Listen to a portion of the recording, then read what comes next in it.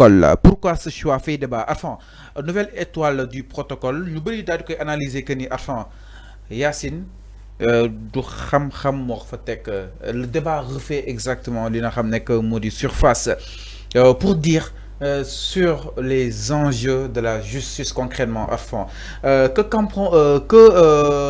Comprend-on sur Yacine Fall, nouvelle étoile du protocole? Yacine Fall de ñoom Yacine Fall nommé nañu ko. Léegi ñii mer ñoom ñoo nekk di wax ak ñi ragal ñoom ñoo nekk di wax mais cette dame là a été nommée à la tête du ministère de la justice dafa am jaar-jaar ñoom ñii di wax ñëpp képp ñoom ñii di wax laa wax de kenn ëppalul Yacine Fall xam-xam Fallou. Je parle ici dans ce plateau ñoom ñii di décrier ci la nomination ñoom ñii di critiquer excusez-moi di critiquer Yacine Fall amul ku ëppal Yacine Fall xam-xam. ñoom ñii yëpp di wax la femme là njëkkewul Sénégal balaa ñu ngi koy xam elle était à l'étranger elle a travaillé dans de différentes structures ci l'international kan moo ko ëpp xam-xam ñoom ñii di wax yëpp waaye Yacine Fall amul xam-xam waaye Yacine Fall jaan na au sein du ministère des affaires étrangères amul lu mu fa liggéeyu fa dara c'est archi faux c'est archi faux gis nga on juge pas la personne avant qu'il ne prenne fonction. ñu ne nam dëkkul sa affaire étrangère. mais affaire étrangère Yacine Fall ñaata dossier la réglé fi. mi ban ak ban.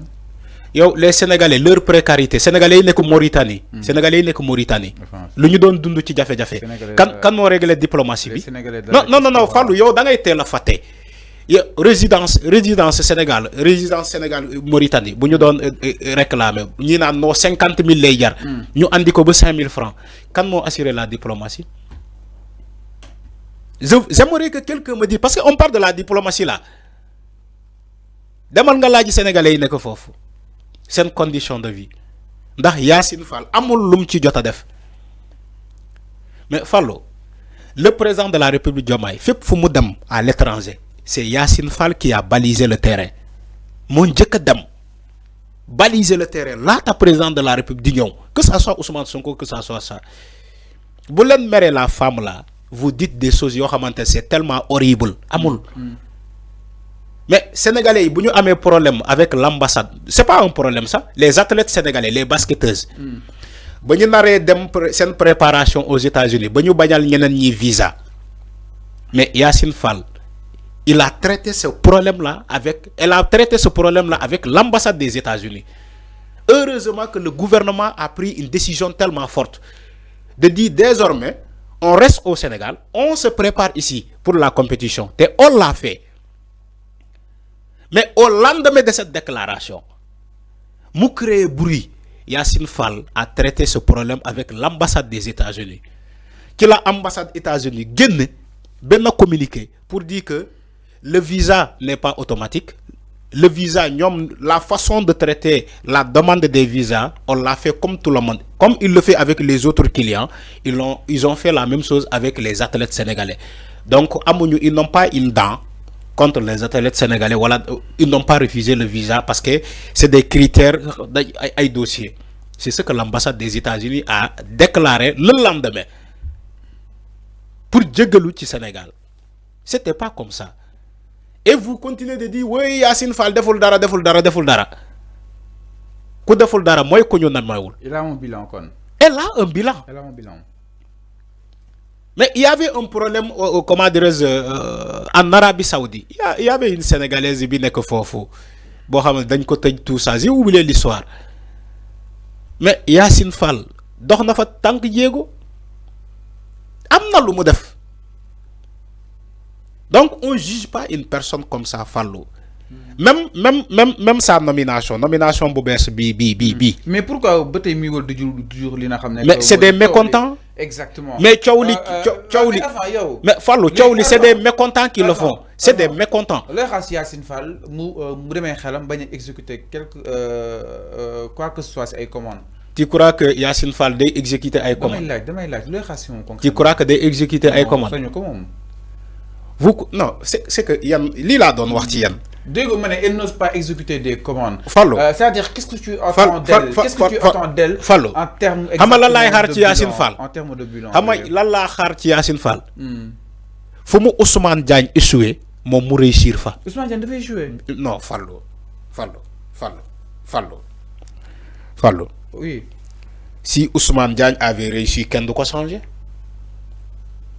am na lu mu jot a liggéey je suis d'accord. Mais si il avait réussi à ce point,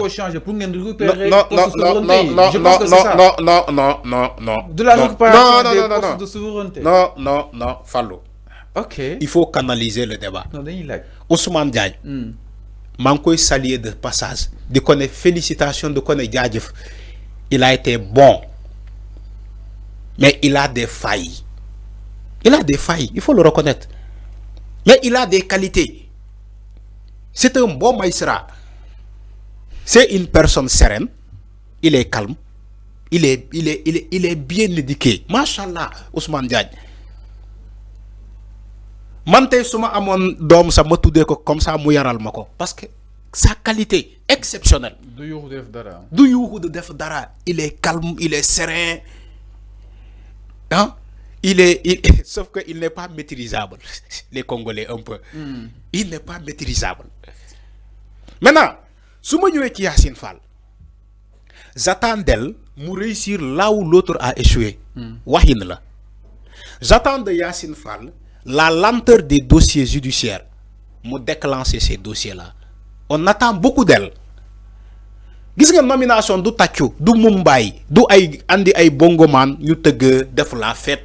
Nan ay canette nan ay def ay bouffer ay goûter, c'est pas ça les nominations. Ces actes de nomination c'est révolu ci jamono Macky Sall lañu doon nommer un ministre mu andi bongomani andi toute sa famille ngenté tubab kay len lek kay len nan lolu mo nekkon ci ay nomination Macky Sall ministre Mumbai ngenté tubab. Mais cette époque là est révolue.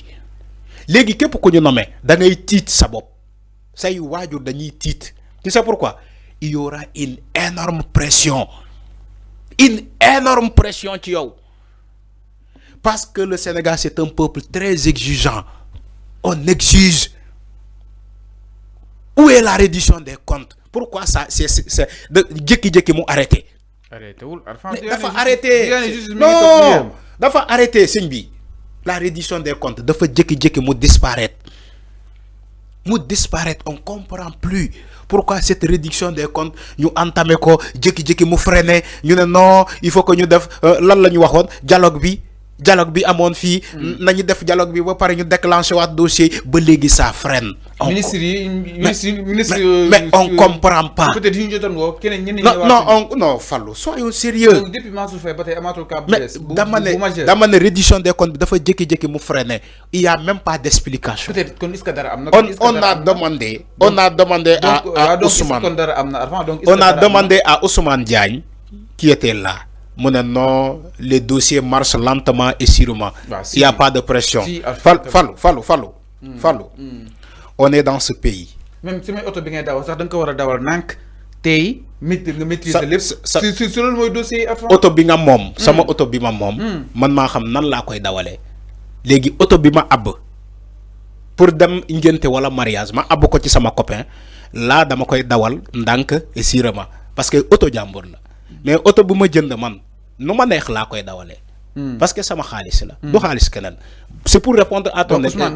Donc Ousmane dañ ko abal quand on te nomme dañ la abal momoko on te paye d'ailleurs avec l'argent du contribuable sénégalais c'est comme ça. Donc Yacine Fall elle a un fardeau Ces dossiers judiciaires là les Sénégalais continuent de réclamer justice. Alors, c'est clair. Donc Yacine Fall elle doit à tout prix réussir. Alors, sinon ça sera la déception. Elle doit forcément réussir. Sinon ça sera la déception. Alors nous aussi bien point sans plus tarder ginaaw miro li nga xamné que modi Yacine Fall avant dama ñu xët gu ñëk bu enquête té dafa ñëw ni justice aux morts. La nomination de Maître Bamba Cissé en question.